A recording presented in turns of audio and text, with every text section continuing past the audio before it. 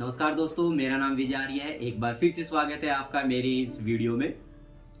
जो दूसरों के लिए कब्र खोदते हैं, एक दिन वो भी उसी कब्र में गिरते हैं। चीन में भी एक कहावत है कि यदि आप किसी के लिए कब्र खोदने जा रहे हैं, एक कब्र उसके बराबर में अपनी भी खोद लीजिए।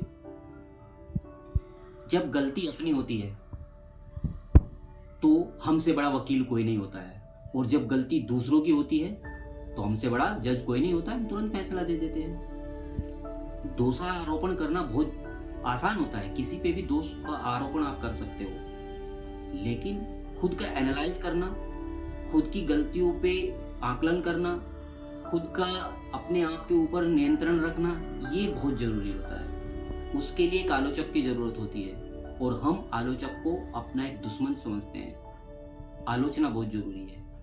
अपने अंदर क्या चल रहा है, अपनी बातों का, अपनी कमियों का पता चलता है।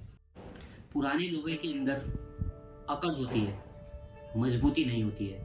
पुराना लोहा केवल अकड़ सकता है, मजबूत नहीं हो सकता है। एक जंग लगे लोहे के अंदर ताकत नहीं बची होती है, पर वो अकड़ता जरूर है। इसलिए कृतज्ञ रहना चाहिए, आदमी को नर्म रहना चाहिए, क्योंकि जब हम किसी पर दोष आरोपित करते हैं तो ये तर्जनी उंगली दिखाते हैं, तू गलत है, तेरे अंदर कमी है।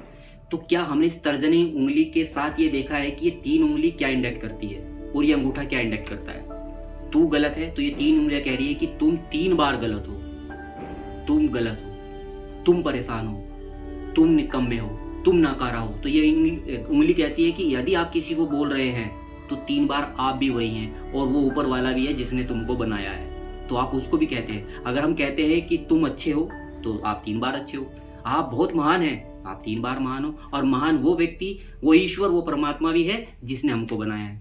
एक बार इसको प्रैक्टिस जरूर करके देखिए। किसी के लिए कुछ गलत शब्द बोलेंगे तो ये 3 बार उंगली आपको कहेगी कि आप भी तो ऐसे ही हैं, और वो भगवान भी ऐसा ही है। लेकिन अगर आप कहेंगे कि आप तो बहुत सौम्य हैं, आप बहुत अच्छे हैं, तो इस प्रकार से आप खुद का आकलन कीजिए, खुद का जजमेंट कीजिए।